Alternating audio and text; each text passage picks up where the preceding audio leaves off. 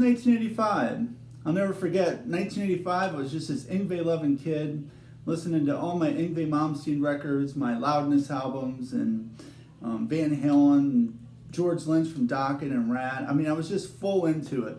And I remember reading in Hit Parader magazine that Ronnie James Dio was doing this hearing aid project, and he was inviting all these amazing players from the era, all the great heavy metal and hard rock guitarists and vocalists, to come in and do this project. And it was kind of their answer to We Are the World or Band Aid. Here's the album. I got this copy at a record store before I got fired there, because I was telling everyone not to buy Bon Jovi's Slippery When Wet, because I really couldn't stand Bon Jovi at the time. I'll never forget reading about it, and I was blown away because Yngwie Malmsteen was in the session. I remember reading, you had like Brad Gillis, the amazing George Lynch, Yngwie, Carlos Cavazo, you had Neil Schon, Buck Dharma, you had Eddie from Twisted Sister, the guys from Iron Maiden came down to some harmonies. So I couldn't wait to hear it. And then a while went by, I didn't really hear anything about it. They had trouble, I guess, releasing the album, getting the rights to other people's songs, all the different labels coming together and making it work out. So my buddy brought over the VHS tape, and I remember we popped it in and watched this special. It was like an hour special on the making of hearing aid. And it started out with the vocalist first, and it had just amazing vocalists. I remember it had Kevin DuBrow from Quiet Riot, who I thought just kicked ass at that session. Paul Shortino from Rough Cut at the time. Rob Halford, the mighty Rob Halford, who just blew my mind with his Weird Storms. I mean, he was just nailing that. You had Ronnie James Dio, of course, the amazing Dio sang on that. Eric Bloom and Dave Meniketti both sang on it. And I remember Jeff Tate was just mind-blowing on it. He was just like unreal how good he was. And I remember everyone was talking about Jeff Tate. So it was really cool to get to see him lay down some of his vocals. So the vocalists were just amazing on that project. And watching that video initially, I was just spellbound. But nothing could prepare me for the guitarist when they showed the guitarists laying down their solos. And then Yngwie came on, did one of his patented. And at the time, I was just a Yngwie loving, loudness loving, anything fast, clean, melodic guitar playing in the metal realm or hard rock, I was there and loved it. And Yngwie was like my go-to guy at the time. I was an Eddie Van Halen, Randy Rhoads fan. When I heard Yngwie, he was like everything turned up to 10. He was like everything I wanted to be as a guitar player. And at the time, I didn't know how Yngwie played. I had no idea. I just saw pictures in magazines of how he held his pick.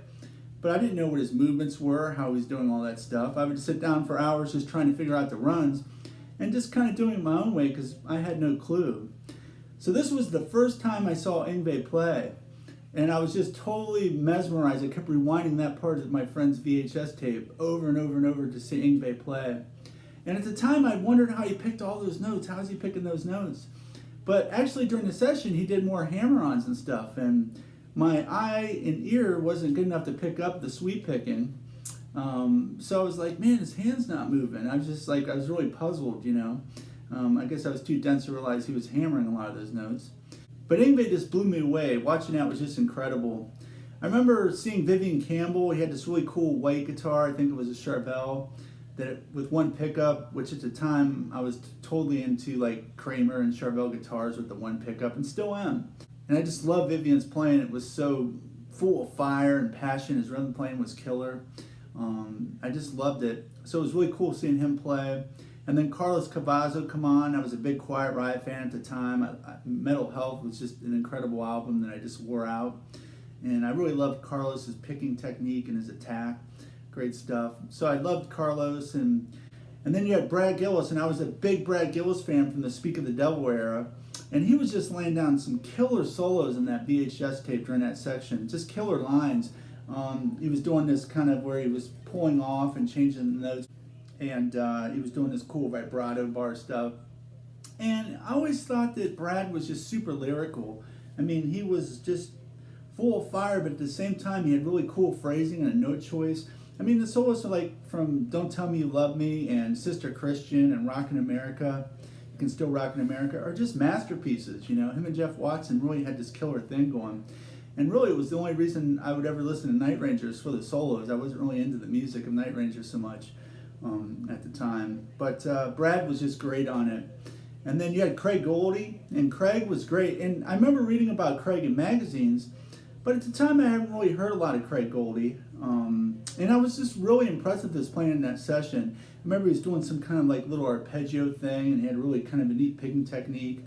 And I didn't know at the time he was going to go on to join Dio. I had the Jafria album, and his playing on that was very subdued. You know, it wasn't a guitar project so much, so it's really cool hearing Craig play, and I thought he did a great job on it. And then came George Lynch, and I was just blown away by George's playing. I remember the guitar was really cool. He had like a sunburst guitar, might have been a Charvel, with a white pickguard and one pickup.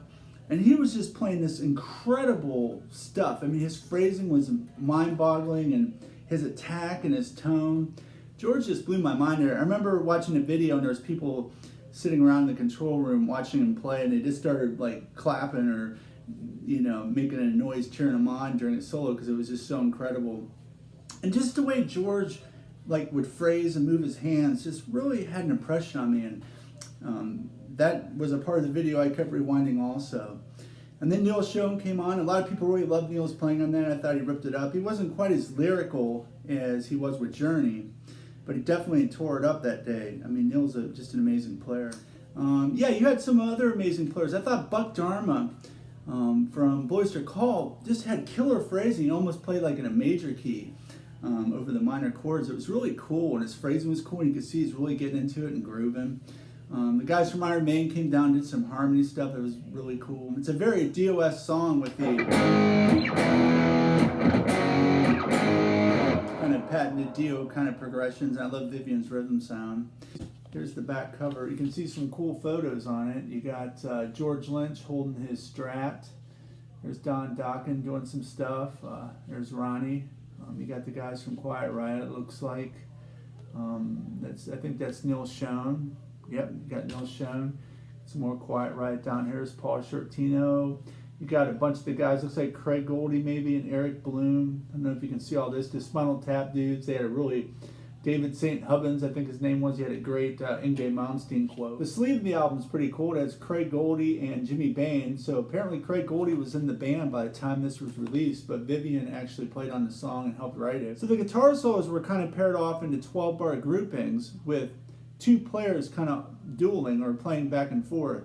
For the first solo, you have Craig Goldy, who at the time was in Jafria, but like I said, he would go on to join Dio. And you had Eddie from Twisted Sister. The second solo is Vivian Cambell and Brad Gillis. Third solo was Neil Schon and George Lynch. George just ripped that one up. Fourth solo was Yngwie and Vivian Cambell again. The fifth solo was killer, is George Lynch and Carlos Cavazo. And the sixth solo was Brad Gillis, Craig Goldy, and Buck Dharma from Boys to Call. So just a really killer combination of players there. My favorite solo section of the song is definitely the George Lynch and the Yngwie section. Just mind-blowing. I think those two by far stood out for me. But yeah, so the album is really cool. You had some unreleased tracks, some live tracks. You had Up to the Limit live from Accept. You had Hungry for Heaven live from Dio. You had the Jimi Hendrix Can You See Me? Heaven's on Fire, a live version of that. You had some live Motorhead, On the Road. Distant Early Warning by Rush live, killer song, I love that song. You had some Scorpions live, The Zoo, and then you had a studio track, Go for the Throat from Y&T. So that was the full song listing for the album. So according to the inner sleeve here, looks like the session was recorded on May 20th and 21st, 1985 at A&M Studios, and looks like there was 40 artists involved in this from the heavy metal world. If I had to pick a favorite, it really would come down to two guys, and I'm not sure I could pick a very favorite, but if you put, you know, an absolute gun to my head and said, you have to choose now, just going by what I saw on the video and the album, I think George and Yngwie were by far the best, to me, my favorites.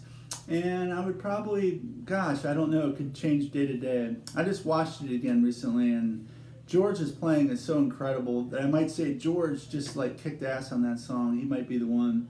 But then an hour from now, I can listen to it and say Yngwie, so I guess I'll cop out. And to me, it really was a tie. They both were so different and so unique and so mind-blowing. Well, thanks so much for hanging out with me today. I want to thank everyone who's liked and subscribed to my channel. I I really appreciate it a lot. And to those of you who haven't and are enjoying the stuff I'm doing, please do. I'd really appreciate that. So thanks a lot for hanging out and have fun picking.